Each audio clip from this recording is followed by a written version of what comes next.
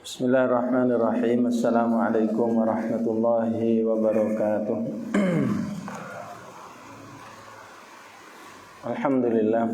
Alhamdulillahilladzi hadana li hadza wa ma kunna linahtadiya laula an hadana Allah.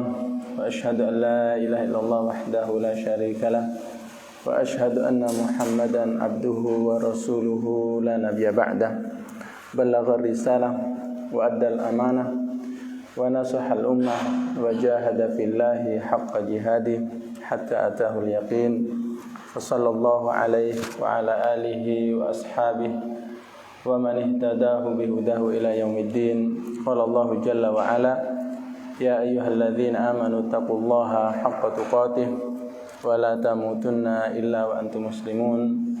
Amma ba'du, fa inna asdaqal hadits kitabullah wa khairal hadi hadi Muhammadin sallallahu alaihi wasallam wa syarral umuri muhdatsatuha wa kullu muhdatsatin fid dini bid'ah wa kullu bid'atin dhalalah wa kullu dhalalatin finnar.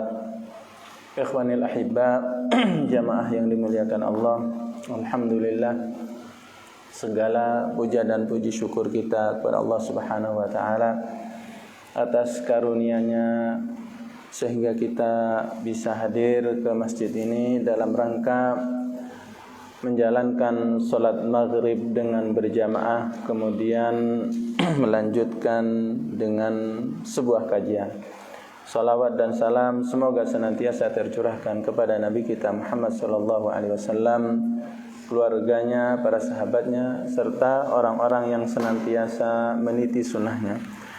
Jamaah yang dimuliakan Allah, pada kesempatan yang baik ini kita akan membahas sebuah bahasan yang berkenaan dengan sejarah atau tarikh, yang mana pada kesempatan ini kita akan membahas sedikit tentang kejadian-kejadian yang penting yang terjadi pada tahun 11 Hijriah. Pada tahun 11 Hijriah. Apa yang akan kita bahas ini tentunya bisa didapati di buku-buku sejarah seperti kitab yang ada di depan saya, yaitu Al-Bidayah wan Nihayah punyanya Imam Ibnu Katsir rahimahullah, dan bisa juga dirujuk kepada kitab-kitab tarikh yang lain. Biasanya kalau buku-buku sirah itu biasanya bahasanya itu berakhir sampai tahun 11 Hijriah ini. Karena apa? Karena pada tahun ini itu berakhir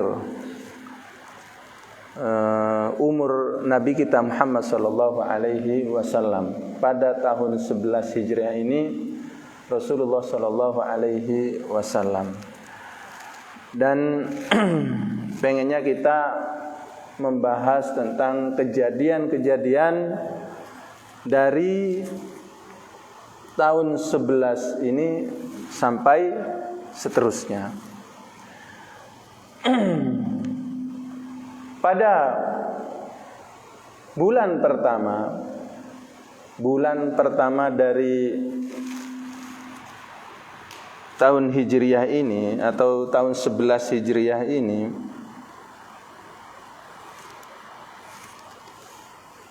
kita tahu bahwasanya bulan pertama dari bulan Hijriah itu adalah bulan Muharram, ya.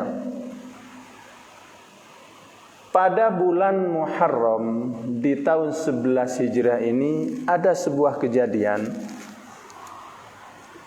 yaitu munculnya seseorang tokoh yang ada di Yaman yang bernama Al-Aswad Al-Anasi. Orang ini mengaku-ngaku bahwasanya dia ini seorang nabi. seorang nabi yang diutus oleh Allah Subhanahu wa taala. Dan orang ini di Yaman banyak memiliki pengikut. Sampai-sampai jumlah pengikutnya yang percaya dengan kedustaannya itu sekitar 700 orang. Bahkan beberapa daerah di Yaman itu dikuasainya, baik secara sukarela dan dengan paksaan. Padahal di Yaman kaum muslimin di situ sudah mapan. Bahkan kepemimpinannya itu dipegang oleh para sahabat Nabi. Di antaranya adalah Mu'adz bin Jabal. Nah, akan tetapi Al-Aswad Al-Anasi ini masih memiliki banyak pengikutnya, sampai seperti daerah Najran dan Son'a itu dikuasai oleh Al-Aswad Al-Anasi. Kemudian kejadian yang kedua pada bulan Muharram di tahun ini juga, itu Rasulullah Shallallahu Alaihi Wasallam kedatangan para tamu, dan tamu ini berjumlah sebanyak 200 orang. Mereka berasal dari sebuah daerah di Yaman yang bernama An-Nakhla. Sekitar 200 orang itu datang ke Madinah dengan tujuan apa? Dengan tujuan memeluk agama Islam. Dan sebelumnya mereka ini sudah membaiat pemimpin yang diutus oleh Rasulullah SAW ke Yaman, yaitu Mu'adz bin Jabal. Kemudian di saat tamu-tamu ini datang, tentu ada pemimpinnya, dan di antara pemimpinnya itu bernama Zurarah bin Amr. Setelah tiba di Madinah, Zurarah bin Amr ini bercerita kepada Rasulullah Shallallahu Alaihi Wasallam bahwasanya di tengah perjalanan itu mengalami kejadian-kejadian yang aneh. Apa kejadian-kejadian yang aneh itu? Ia banyak bermimpi sesuatu yang mengherankan. Di antara mimpi yang disampaikan kepada Rasulullah Shallallahu Alaihi Wasallam adalah dia bermimpi melihat seekor keledai betina yang ia tinggalkan itu melahirkan seorang anak keledai jenisnya laki-laki. Namun anak dari keledai ini tidak seperti induknya. Warnanya hitam dan ada belangnya. Mungkin belang putih itu. Maka Rasulullah Shallallahu Alaihi Wasallam menafsiri mimpi ini dengan bertanya, apakah engkau memiliki seorang budak wanita yang engkau tinggalkan? Dan budak ini kemungkinan dalam kondisi hamil.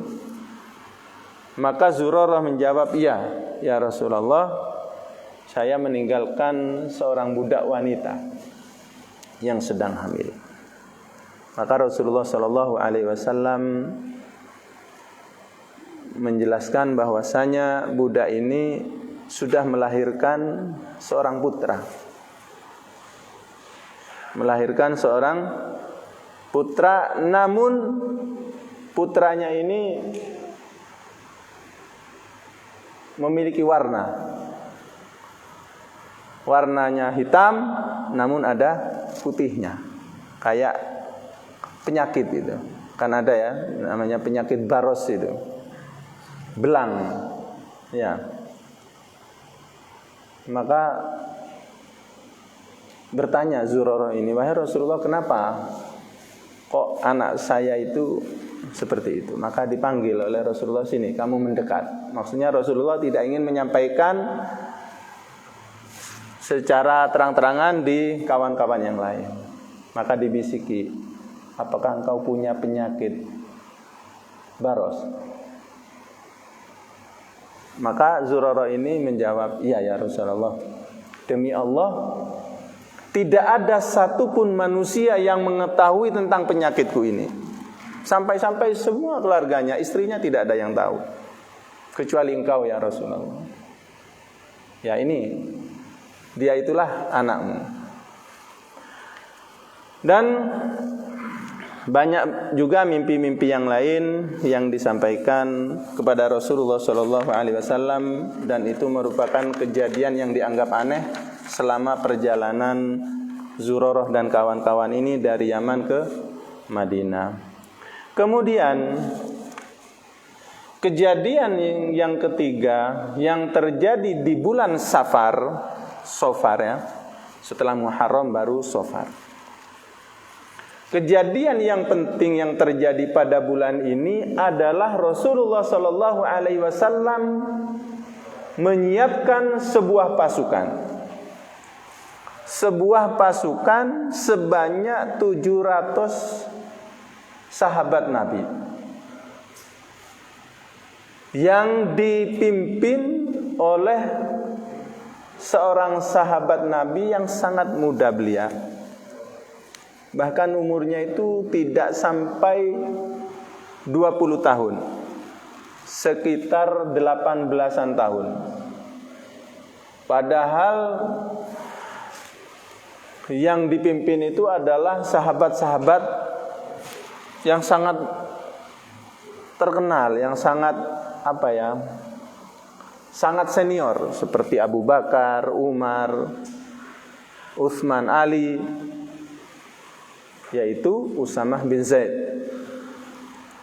Dipersiapkan untuk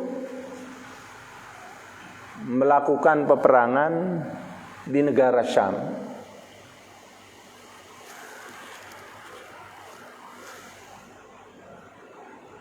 Maka tentara ini berangkatlah dari Madinah mengarah ke kota Syam. Nah, pada saat pasukan ini tiba di sebuah tempat yang bernama dengan Al-Jurf. Jurf ini sebuah tempat sekitar 3 milan. 3 mil dari kota Madinah. Di saat pasukan ini sampai di jarak 3 milan ini, terdengar kabar bahwasanya Rasulullah Shallallahu Alaihi Wasallam mengalami sakit.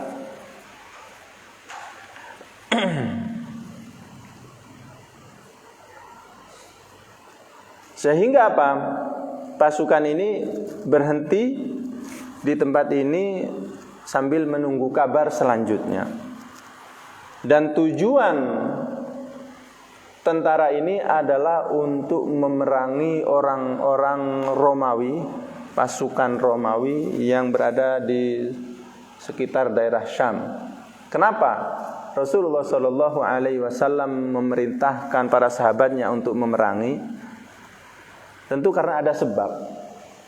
Rasulullah Shallallahu Alaihi Wasallam tidaklah memerangi suatu kaum kecuali mereka yang melakukan ulah terlebih dahulu. Sebelumnya ada beberapa sahabat yang dibunuh, termasuk ayahnya Usamah bin Zaid ini, Zaid bin Harithah. Itu dibunuh oleh orang-orang Romawi. Bahkan mereka itu seakan-akan ingin unjuk gigi, bahwasanya kaum muslimin di beberapa wilayah yang dekat dengan kekuasaan mereka itu jangan sampai memunculkan syariat Islam, sehingga beberapa sahabat dibunuh. Nah, sebab inilah Rasulullah Shallallahu Alaihi Wasallam menyiapkan bala tentaranya tentu untuk menguatkan wilayah-wilayah negara Islam. Padahal ya tidak seimbang jumlah pasukannya. Namun pasukan ini sempat terhenti karena mendengar Rasulullah Shallallahu Alaihi Wasallam itu mengalami sakit, yaitu pada hari Rabu di bulan Safar, sudah akhir-akhir bulan Safar, Rasulullah Shallallahu Alaihi Wasallam itu mengalami sakit di kepala. Kemudian pada bulan Safar pula, di akhir-akhir Safar, Rasulullah Shallallahu Alaihi Wasallam pernah keluar di tengah malam, di saat berada di kamarnya Aisyah. Di saat gilirannya Aisyah di tengah malam, Rasulullah Shallallahu Alaihi Wasallam keluar ke Baqi. Nah, Aisyah itu tidak enak, orangnya penyemburu, khawatir Rasulullah Shallallahu Alaihi Wasallam keluar ke istri yang lain, sehingga memerintahkan pembantu perempuannya yang bernama Barirah, wahai Barirah, tolong ikuti Rasulullah itu pergi kemana? Ternyata ke Baqi. Nah, di sana Rasulullah Shallallahu Alaihi Wasallam mendoakan para sahabat-sahabatnya yang dimakamkan di Baqi. Kemudian setelah berdiri panjang lebar, Rasulullah ingin kembali, dan Barirah itu pulang lebih cepat dan mengabarkan kepada Aisyah bahwasanya Rasulullah itu ternyata pergi ke Baqi dan berdoa atas sahabat-sahabat yang telah meninggal dunia. Kemudian juga di akhir bulan Safar ini penyakit Rasulullah Sallallahu Alaihi Wasallam itu semakin tampak, dan tampaknya itu, ketampakan itu diriwayatkan oleh Aisyah radhiyallahu anha, yang mana pada akhir-akhir bulan Safar ini Rasulullah mengantarkan jenazah juga ke daerah Baqi. Di saat pulang dari Baqi, pulang, ternyata Aisyah itu mengeluh, aduh sakit sekali kepalaku gitu. Maka kata Rasulullah, aku juga, kepalaku sangat sakit. Kemudian pada awal-awal bulan Rabiul Awal adalah bulan ketiga dari bulan-bulan Hijriah. Muharram, Safar, Rabiul Awal. Itu semakin parah sakit Rasulullah Shallallahu Alaihi Wasallam, yang mana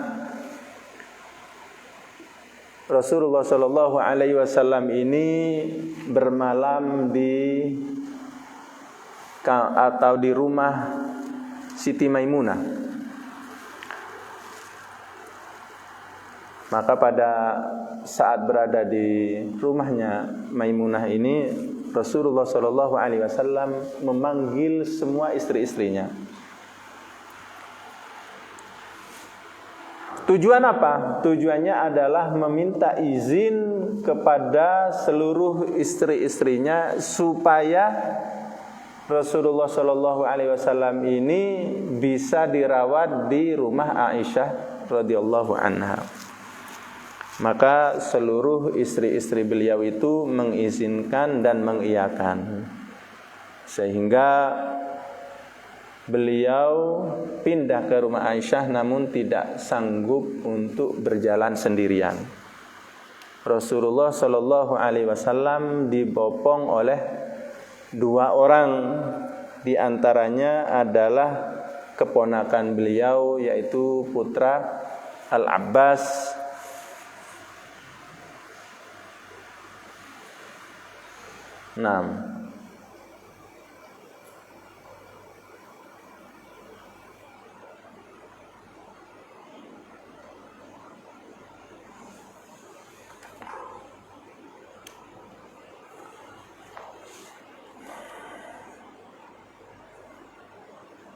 Kemudian pada awal-awal bulan Rabiul Awal, Rasulullah Shallallahu Alaihi Wasallam ini 5 hari sebelum beliau meninggal,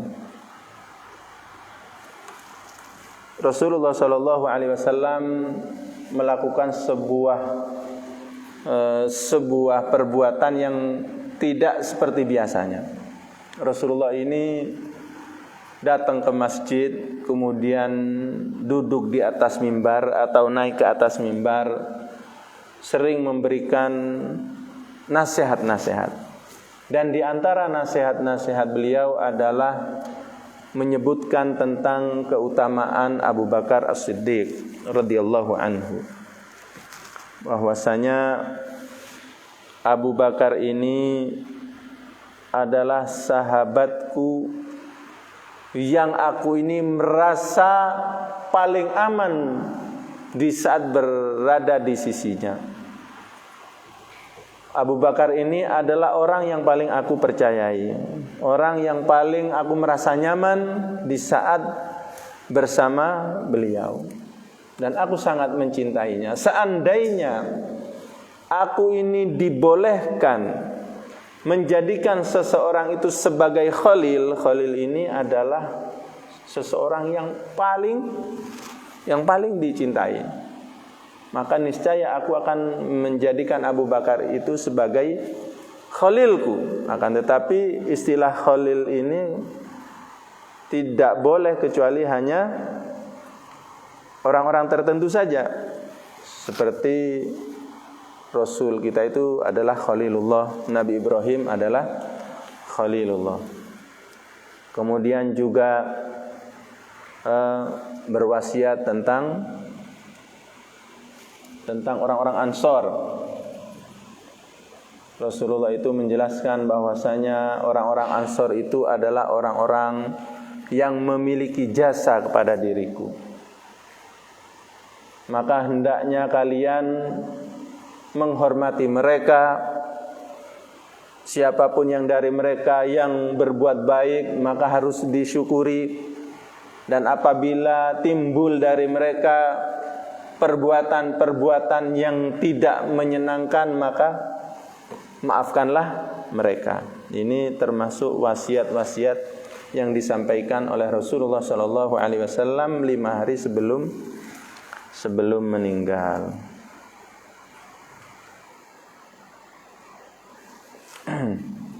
Kemudian pada hari-hari sebelum meninggalnya beliau pula, Rasulullah sallallahu alaihi wasallam itu memerintahkan Abu Bakar untuk menjadi imam pada salat-salat 5 waktu. Kenapa? Karena Rasulullah sallallahu alaihi wasallam sudah merasa tidak mampu untuk keluar ke masjid. Pernah Aisyah meriwayatkan bahwasanya Rasulullah sallallahu alaihi wasallam itu ingin sekali keluar ke masjid namun tidak mampu, sehingga meminta didatangkan air, kemudian Rasulullah membasuh mukanya, maksudnya mandi supaya merasa lebih sehat dan kuat. Namun tetap tidak sanggup. Bahkan Rasulullah SAW itu pingsan. Setelah terbangun dari pingsan bertanya, apakah kaum muslimin sudah sholat? Maka kata Aisyah belum. Maka Rasulullah meminta lagi air, kemudian melakukan mengusap wajahnya dan mandi, namun tetap tidak mampu. Kemudian pingsan lagi dan seperti itu.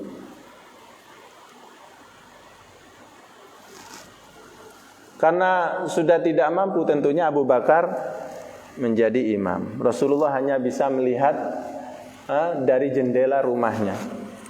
Karena rumah Rasulullah SAW itu sangat dekat dengan masjid. Bisa jadi kalau digambarkan di sini, tembok itu adalah rumah Rasulullah SAW. Para sahabat itu sangat menginginkan supaya Rasulullah itu yang mengimami mereka. Sehingga Rasulullah hanya bisa membuka sater jendelanya melihat. Sampai-sampai para sahabat itu hampir terfitnah di saat mereka sholat itu. Kenapa? Karena mungkin melihat yang dari jendela Rasulullah itu, bahwasanya Rasulullah itu sering melihat. Bahkan para sahabat ini tahu bahwasanya Rasulullah itu mukanya berseri-seri, tersenyum, tertawa kecil melihat Abu Bakar yang mengimami. Sampai para sahabat itu saking gembiranya melihat Rasulullah itu berseri-seri sampai hampir batal sholatnya. Saking gembiranya melihat Rasulullah SAW itu tersenyum dan tertawa. Dan Aisyah pun juga berharap bahwasanya yang jadi imam itu adalah Rasulullah, bukan ayahnya, yaitu Abu Bakar As-Siddiq. Kenapa? Aisyah ini wanita yang sangat pencemburu. Kecemburuannya itu muncul walaupun itu kepada ayahnya sendiri yang menjadi imam. Maksudnya lebih suka Rasulullah yang jadi imam daripada ayahnya. Sampai Rasulullah SAW mengatakan, inna kunna la antunna sawahibu Yusuf. Wahai Aisyah, kamu ini seperti wanitanya Nabi Yusuf, sangat pencemburu. Masalah seperti ini saja kamu ada rasa sakit hati. Kenapa? Karena yang menjadi imam itu bukan aku.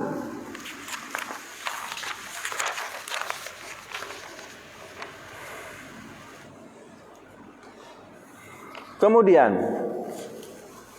beberapa hari berikutnya atau sehari 2 hari berikutnya, Rasulullah SAW itu merasa agak nyaman sehingga keluar ke masjid menjadi imam. Namun Rasulullah SAW mengimami kaum muslimin itu dalam kondisi duduk, sholat duduk, sedangkan para sahabat itu berdiri. Maka di saat tahu seperti ini, Rasulullah itu memberikan isyarat. Di saat sholat itu memberikan isyarat supaya kaum muslimin itu sholat duduk, jangan sholat berdiri. Yang seperti ini juga sudah diriwayatkan oleh Aisyah radhiyallahu anha, bahwasanya Rasulullah mengisyaratkan supaya kaum muslimin itu sholatnya duduk. Kenapa? Innama ju'ilal imam liyu'tamma bihi. Karena imam itu harus diikuti segala sesuatu. Fa idza raka'a farka'u. Apabila imam itu rukuk, maka rukuklah kalian. Wa idza rafa'a farfa'u. Apabila imam itu berdiri, maka berdirilah. Wa idza shalla jalisan fasallu julusan. Apabila imamnya itu salat dalam kondisi duduk, maka kalian juga ikut duduk. Nah, kemudian jelang sehari atau 2 hari dari wafatnya Rasulullah SAW, Al-Aswad Al-Anasi yang di bulan Muharram itu muncul dan mengaku sebagai nabi, Rasulullah SAW mengabarkan kepada para sahabatnya bahwasanya Al-Aswad Al-Anasi hari ini sudah terbunuh. Rasulullah SAW mengabarkan kepada kaum muslimin sebelum datang berita dari kaum muslimin yang mengabarkan kepada Rasulullah SAW. Dan menceritakan bahwasanya si pendusta Al-Aswad Al-Anasi ini dibunuh oleh seorang muslim yang sangat besar berkahnya, berkah dirinya dan berkah keluarganya, yaitu seseorang yang bernama Fairuz Aidailami. Maka setelah Rasulullah mengabarkan ini, baru datang seorang sahabat mengabarkan bahwasanya Al-Aswad Al-Anasi itu telah dibunuh. Maka Rasulullah sallallahu alaihi wasallam mengiyakan, bahkan lebih tahu daripada yang memberikan kabar ini, karena Rasulullah sallallahu alaihi wasallam diberitahu dari atas langit. Nah, kemudian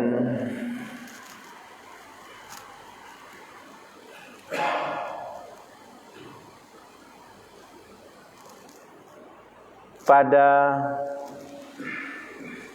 hari Senin tanggal 12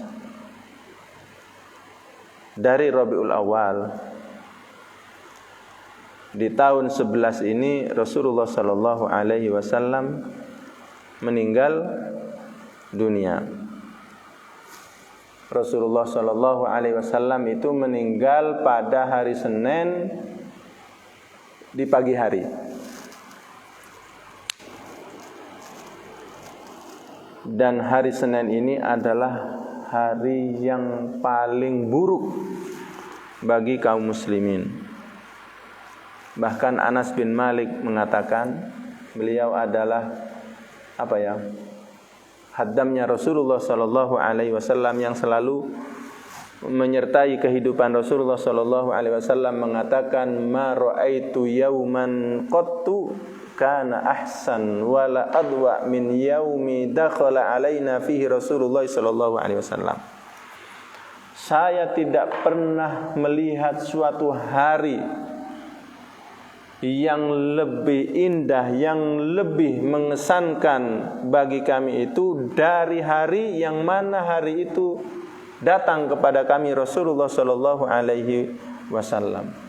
Wa ma raaitu yauman kana akbah wala adlam min yaumi mata fihi Rasulullah sallallahu alaihi wasallam. Dan kami tidak melihat sebuah hari yang paling buruk, yang paling gelap bagi kami dari hari yang mana di situ Rasulullah sallallahu alaihi wasallam meninggal dunia.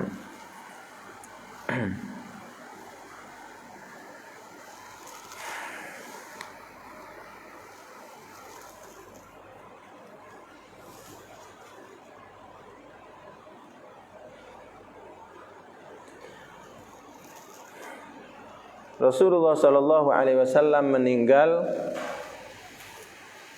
itu di pagi hari. Tentu yang mengimami salat subuh adalah Abu Bakar As-Siddiq radhiyallahu anhu pada hari itu.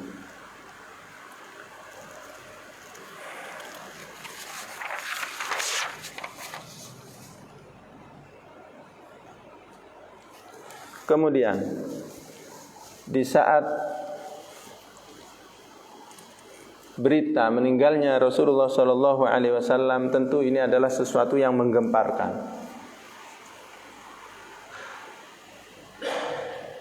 Keadaan kaum muslimin kacau.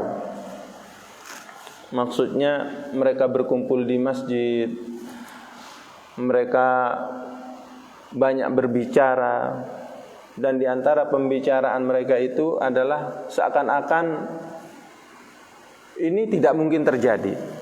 Termasuk Umar ibn al-Khattab radhiyallahu anhu, bahkan di saat masuk ke masjid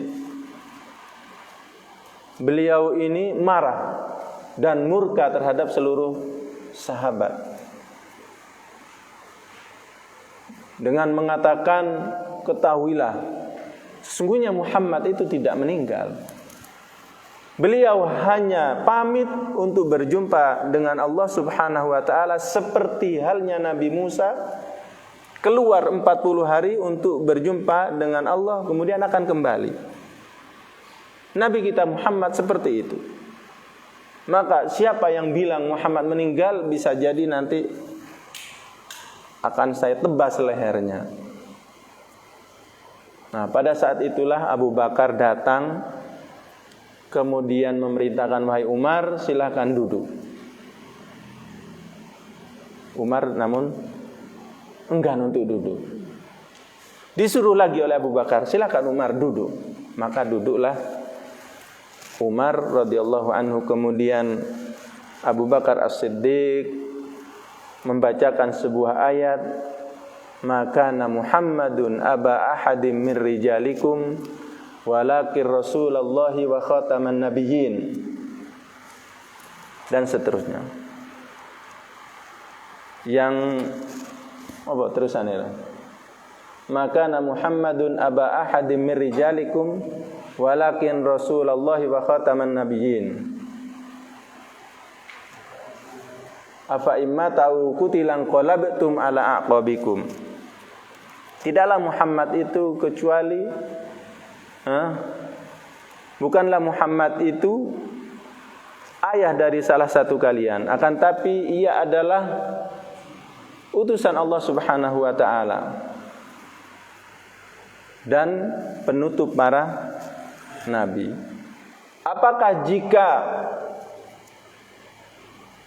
Muhammad itu mati, kalian akan kembali seperti dahulu, maksudnya menjadi orang-orang kafir lagi? Nah, di saat Abu Bakar membacakan ayat ini, baru para sahabat itu sadar, termasuk Umar. Sampai-sampai mereka mengatakan seakan-akan kami tidak pernah membaca ayat ini. Baru kali ini seakan-akan kita mendengar ayat ini. Kenapa? Karena ini adalah sesuatu yang sama sekali tidak terbersit di benak mereka. Tidak pernah membayangkan bahwasanya Rasulullah itu akan meninggal. Nah, kemudian pada hari Senin itu pula kondisi kaum muslimin itu agak kacau karena pemimpinnya sudah tidak ada, sehingga orang-orang Ansor pun sudah mulai mencari gagasan, mencari ide. Kalau begitu orang-orang Ansor itu harus punya pemimpin sendiri. Seperti halnya orang-orang Muhajirin juga semestinya mereka punya pemimpin sendiri. Sehingga terjadi, sudah habis, sudah ada. Fadhal.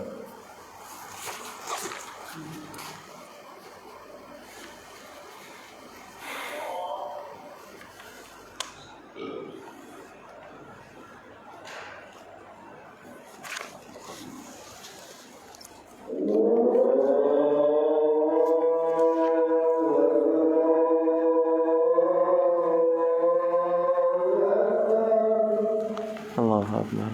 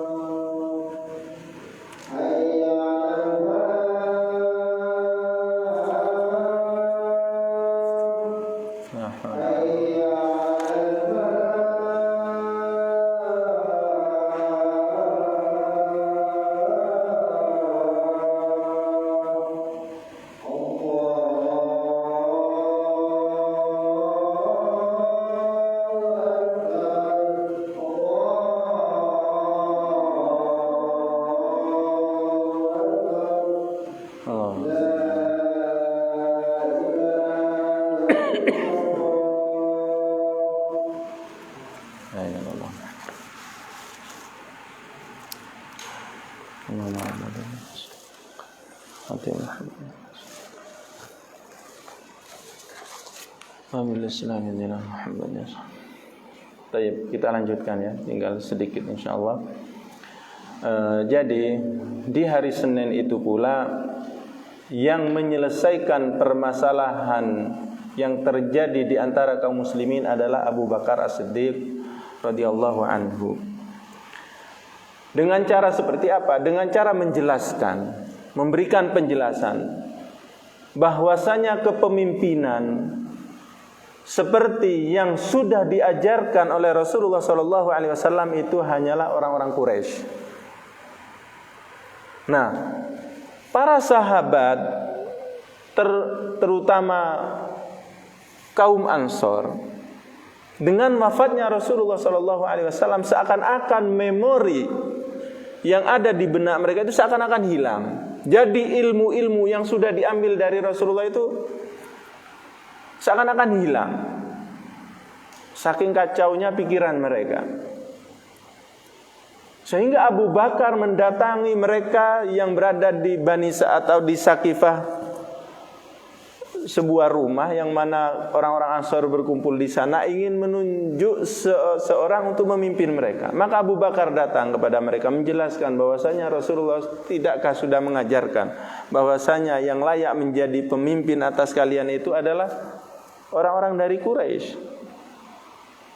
Maka para sahabat Ansar pun sadar dan ingat lagi apa yang sudah disampaikan oleh Rasulullah sallallahu alaihi wasallam.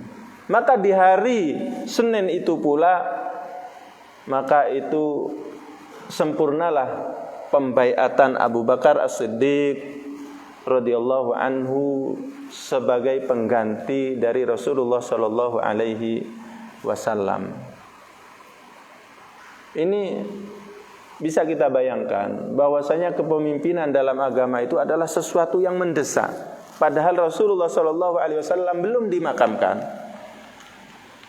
Bahkan Rasulullah SAW itu dimakamkan itu pada hari Rabu. Meninggal hari Senin dan dimakamkan di hari Rabu. Kenapa kok begitu lama? Ya karena ini adalah sesuatu yang baru bagi mereka. Tidak pernah dialami sama sekali bagaimana cara menyolatkan Rasulullah SAW, bagaimana cara memandikannya, siapa yang lebih berhak untuk memandikannya. Maka di hari Selasa itu baru bisa dilakukan pemandian, dan yang memandikan itu ada 7 orang. Di antaranya adalah kedua putra Al-Abbas, termasuk ponakan Rasulullah SAW. Kemudian Ali bin Abi Thalib. Kemudian pokoknya ada 7. 2 orang putra Al-Abbas ini bagian membolak-balikkan Rasulullah SAW. 2 orang berikutnya bagian menyirami airnya. Kemudian 3 orang berikutnya bagian yang mengkafani, dan Rasulullah SAW dimandikan itu tanpa dilepas pakaiannya. Kemudian setelah dimandikan dan dikafani dengan 3 kafan, kemudian diletakkan di atas ranjang di rumah Aisyah, para sahabat kembali terjadi khilaf di antara mereka. Di mana Rasulullah SAW itu dikuburkan. Para sahabat itu sudah kebanyakan lupa terhadap ilmu-ilmu yang sudah didapat dari Rasulullah SAW. Yang bisa mengingatkan kembali adalah Abu Bakar As-Siddiq radhiyallahu anhu. Tidakkah kalian ingat bahwasanya Rasulullah SAW pernah bersabda, tidaklah seorang nabi meninggal kecuali dikubur di tempat itu. Nah, setelah mendengar hadits ini, para sahabat pun hilang perbedaan mereka. Sehingga apa? Maka Rasulullah SAW dikubur di bawah ranjang di rumah Aisyah. Maka ranjangnya pun dikeluarkan dan menggali kubur di situ. Kemudian dari hari Selasa itulah juga terjadi khilaf bagaimana cara mensolati Rasulullah sallallahu alaihi wasallam. Apakah seperti mensolatkan jenazah-jenazah yang lain? Bingung para sahabat. Tidak layak mensolati Rasulullah sallallahu alaihi wasallam dipimpin oleh seseorang. Sehingga yang terjadi adalah masing-masing kaum muslimin sholat sendiri-sendiri dan masuk ke kamar Aisyah 10 orang. Jadi para sahabat laki-laki, tentu yang orang-orang yang lebih utama dulu, 10 orang masuk mensolati Rasulullah, kemudian setelah itu keluar. Terus seperti itu bergantian sampai kaum laki-laki itu selesai, baru kaum wanita mensolatinya juga seperti itu. 10 orang wanita setelah selesai keluar, kemudian berlanjut terus sampai kaum muslimin yang masih muda-muda sampai selesai, dan hari Rabu itu baru bisa dimakamkan jenazah Rasulullah sallallahu alaihi wasallam. Kemudian 6 bulan berikutnya yang meninggal dunia itu adalah putra beliau Fatimah. Di saat kondisi yang sakit, Rasulullah SAW di saat sudah tidak mampu untuk keluar masjid menjadi imam, pernah suatu hari memanggil Fatimah. Fatimah dipanggil, kemudian dibisiki. Setelah dibisiki, Fatimah ini menangis terseduh-seduh. Kemudian setelah selesai menangisnya, dibisiki lagi, Fatimah ini tertawa. Dan kejadian ini direkam oleh istri beliau Aisyah radhiyallahu anha. Maka di saat ada momen kesempatan bisa ngobrol dengan Fatimah, bertanya, "Wahai Fatimah, aku melihat engkau dibisiki oleh Rasulullah, kemudian engkau menangis. Apa yang terjadi?" Maka Fatimah menjelaskan kepada Aisyah, sesungguhnya Rasulullah sallallahu alaihi wasallam pada saat itu membisiki saya bahwasanya saya akan meninggal pada hari itu. Maka aku nangis. Kemudian setelah itu beliau membisiki saya dan mengatakan bahwasanya keluarga yang pertama kali akan berjumpa dengan Rasulullah adalah saya. Dan saya ini adalah Sayyidatu Nisa'il Jannah, pemimpin para wanita ahli surga. Maka aku pun tertawa. Nah, itulah yang terjadi pada diriku dan ayahku di saat aku menangis dan tertawa.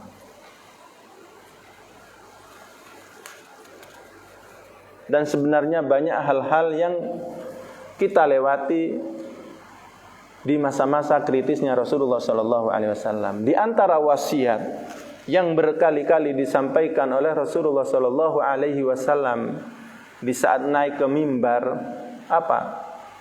Adalah mengantisipasi para sahabat untuk tidak ghulu terhadap dirinya dengan mengatakan qatalallahu al-yahuda wan nasara ittakhadhu qubur anbiya'ihim masajid.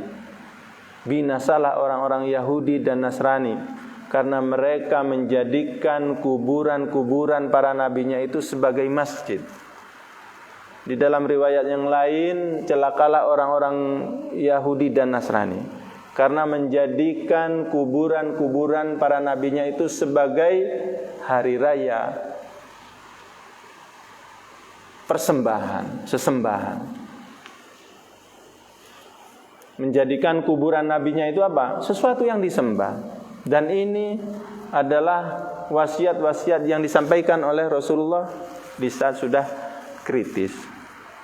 Khawatir kaum muslimin itu berlebihan dalam bersikap kepada Rasulullah sallallahu alaihi wasallam. Ini tentu wasiat-wasiat ini di antara tanda-tanda berakhirnya wafat Rasulullah sallallahu alaihi wasallam. Dan banyak sekali tanda-tanda itu yang disampaikan oleh Rasulullah atas waktu yang sudah sempit, dan banyak hal yang tidak difahami kecuali orang-orang tertentu. Di antaranya adalah Abu Bakar yang paham. Maka pada suatu hari pernah Rasulullah juga berwasiat yang seperti itu. Abu Bakar langsung menangis, terisak-isak. Padahal para sahabat tidak ada yang tidak ada yang biasa-biasa saja. Cuma Abu Bakar menangis.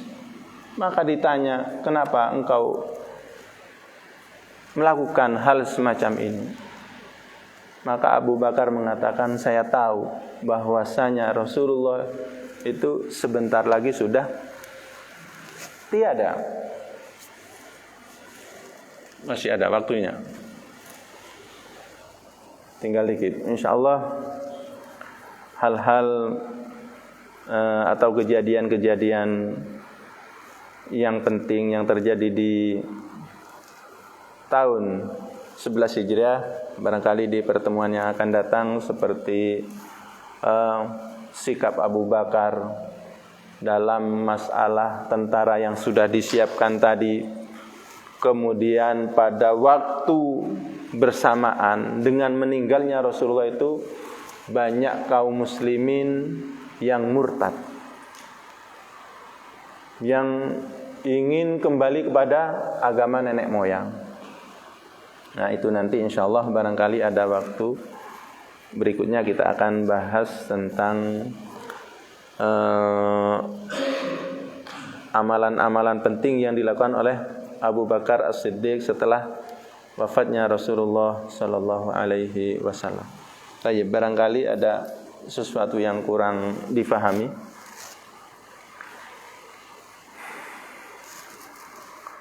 Difahami ya? Baik, kita tutup dengan doa kafaratul majlis. Subhanakallahumma wa bihamdik asyhadu an la ilaha illa anta astaghfiruka wa atubu ilaik. Wassalamualaikum warahmatullahi wabarakatuh.